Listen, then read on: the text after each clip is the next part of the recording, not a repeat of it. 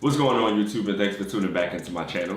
So in this video, I'm going to show you how to get the perfect foundation for any skin type, any occasion. So stay tuned.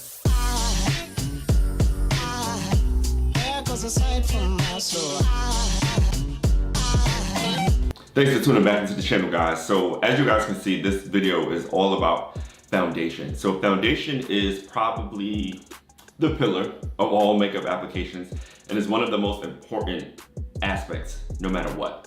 For a long time, I always wanted to know like the secrets, like what it took to get booked as a makeup artist. What are things that kept people's career, striving and having longevity. And one of the key things that I found is that people have learned how to master foundation. Me personally, I could care less about anything else in regards to the makeup, but skin to me is the most important thing.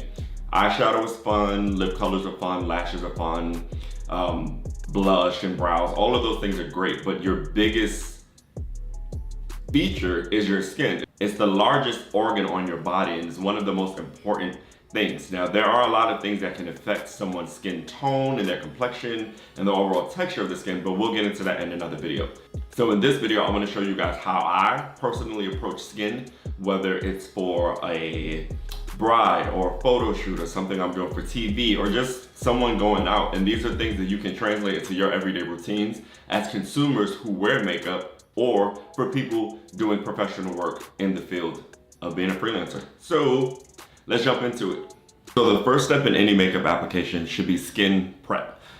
Some people are really big on primers, things that blur out skin's texture. I'm really big on skin care. Now, I'm not a licensed esthetician, I'm not a dermatologist, but in the work that I do, you do have to have skincare in your kit. I'm not traveling with serums or like magic potions, just your typical moisturizer, maybe your oil-based cleanser, different variations of moisturizers for different skin tones, because what I'm ultimately hired to do is to come in and make someone look their best for this occasion. Stephanie has really, really good skin, so that always helps makeup be better. Now, if your skin may be a little bit more problematic, you can focus on, again, visiting a dermatologist or seeing an esthetician to have skin treatment. Because no matter what you wear on your skin, if the skin isn't taken care of properly, your products are never gonna look right. Second most important feature to me, brows. So brows really frame the face and it helps things look more proportioned, more symmetrical, more perfect per se. But what a lot of people don't know is that your brows aren't the same. They're sisters, not twins is the same. That you'll probably hear from most people, whether in a retail environment or in a professional environment. So sometimes I find when making the brows match perfectly, it looks a bit overdone. In Stephanie's case, you'll see she doesn't have perfect brows, but I knew how to kind of deal with them. And one may look higher than the other because it already is, but I really didn't see or want to lift the other one to make it really fit to match the one that was higher, because again, they're sisters, they're not twins. I like to use a combination of pencils and powder. So when I'm applying my brow pencil, I go against the hairs just to fill in any spaces that are sparse. And then when you want the shape, you can go in and use like an angle brush with a powdered brow powder or darker eyeshadow, depending on your hair color and the ultimate look that you want.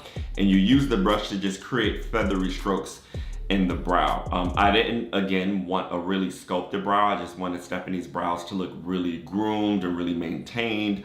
I didn't want it to be a lot of product, but I really took my time to make sure that the colors were correct and that I got the shape that I want.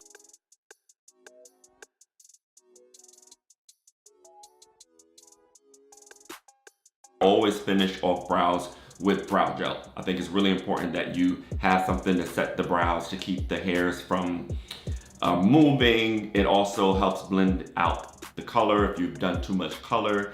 And some brow gels have color to them. So if your brows are really thin and you just want to fill them in a little bit without doing pencil or shadow, you can use gel to do that as well. So again, brows give you some variety, some variation, but you have to know ultimately what it is you want your brows to look like. So play around, experiment, and see what's more flattering for your face shape. And if it doesn't work, you can always just take it off. So the next part that we're getting into is the foundation. Nobody's complexion is one color. I find this particularly to be true with women of color, whether you're Latino or African American or Indian, your skin is gonna show different tones, it's gonna show different shades. And to find the best foundation, sometimes you just may have to mix it up. With Stephanie being a lot more yellow underneath the eye, I couldn't take her warmer tone foundation from the forehead and bring under here, because what would happen is she's gonna lose that glow, she's gonna lose that lift. Now, if I did the opposite and took the more goldeny foundation color here and then blended it up to the forehead, she's gonna look ashy, right? So what you do, you match what you see. I may lay down a golden color foundation to match the highlighted area of her face and then go into the jawline and match that. She has a little bit of discoloration around the mouth, so I can color correct or use something warmer to get rid of that, to cancel it out. Now, I do find with color correction, you're adding more product onto the skin, but if you do it lightly and then go over it with foundation, you're addressing the color and then applying foundation to even out, versus using more foundation that probably won't match accurately to do two things: color correct and give coverage. In the areas that she's a little bit darker in the forehead, I kind of use contouring to blend in, right? So had this been a more drag style makeup, we might have done one foundation all over and then build up the highlights and the contours. But me personally, I find that foundation looks best when you match what you see and just kind of build up on your highlights and your contours, right? So if somebody's naturally darker in the forehead, I'm not gonna put one color foundation over them, because in their areas where they're warmer, they're darker, that foundation is gonna look ashy. So now I'm going over an ashy foundation with a warmer or cooler contour, making it not look right. You know, I want everything to kind of blend, to just look like it's amazing skin and even color, versus you getting close to someone and you see foundation, or getting further away from someone and you see lines of demarcation or lines that aren't blended. Or if you're taking pictures with someone, you're taking selfies, they put on a flash and you can see everything that's there. To me, the purpose of foundation is to even out the skin tone and look like it's your skin. It shouldn't look like product on the skin. So this is why I prefer to have a bunch of foundations that I can just kind of mix and match and blend and add and color correct, versus I'm using one color all over. It's just not gonna look as natural per se. And I like really natural finishes. When I'm working underneath the eye, I like kind of putting a brighter highlighter on my finger, or something that I'm using to highlight, let me rephrase that, on my finger, especially if it's cream based. And then it's kind of pressing it into the foundation to kind of warm it up, but just to lay it over what's already on the skin.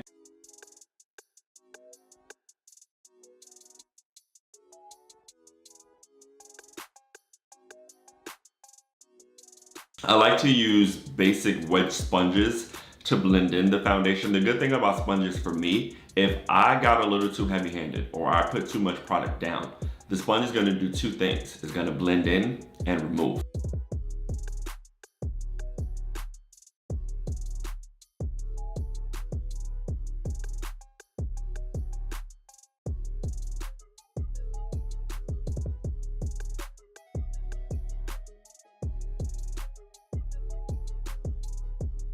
So now once I have everything even and blended out, now I can kind of dictate to see, do I want to add more contour? Do I want to add more highlight? Do I want to do more sculpting work?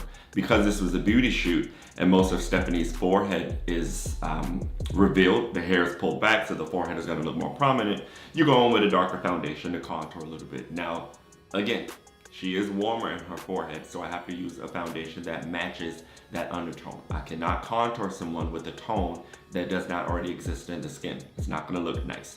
It just doesn't work. After that's blended out, we go in and now we're gonna just pop out the cheeks. So I'm just using a powder highlighter to kind of give the cheekbones a little raise. Now this is something that you can do on an everyday basis if you just want the skin to look fresh and to look clean. Finishing off with a bronzer just to add more warmth, more sculpt, and just really define gorgeous complexion, gorgeous skin tone, gorgeous skin texture. I'm all about skin looking like skin, and it was something that Took me some time to really understand the importance of it. Yeah, you can have an amazing foundation from an amazing brand, spend a ton of money on it, but if you don't know how to manipulate it to work with your skin, if you're not properly taking care of your skin, you're kind of wasting your money. Yeah, I really love, like, I honestly, that's probably one of my favorite things to do on a shoot, when I can just take out a palette and just cut up some foundation, well, not cut up foundations, but like mix some foundations around and like play around with some colors. It may look ugly at first, but my end result is always just like, I strive for like smooth porcelain skin, just flawless, flawless, flawless. And yeah, it took me a while to get it. So I hope that what I've learned, I can teach you. Yeah, this video is for all of you guys. I know that this is probably something that's really important to a lot of people because, like I said, it's the basis of any makeup application. So I hope that you guys were able to learn and take away from that, and keep tuning in. It's gonna be stuff up here every single Thursday. I'm gonna do my best to release videos. I have a whole calendar now that I'm using to make sure that I get you guys material for those guys who have been here since day one. It's been a big work in progress. I'm gonna share a lot of the reasons that caused the channel to kind of go back and forth. But hey, that's neither here nor there. I hope you guys like this video. If you have not done so, make sure you do. If you're not subscribed and this is your first time tuning in, thank you, subscribe. And if you wanna ask me questions, feel free to drop something in the comments. That's what they're there for.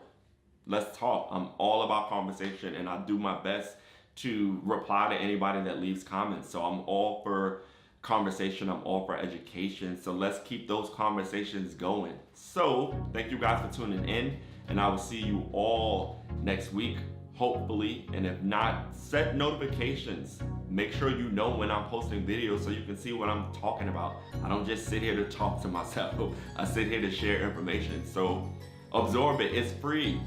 Like, come on. All I ask for is that you tune in. I don't think I'm asking for much. It's free. I'm pretty sure everybody sits on YouTube anyway, so why not? But all right, I'm ranting. But yeah, see you guys next week, and I hope you guys enjoyed this video. Peace.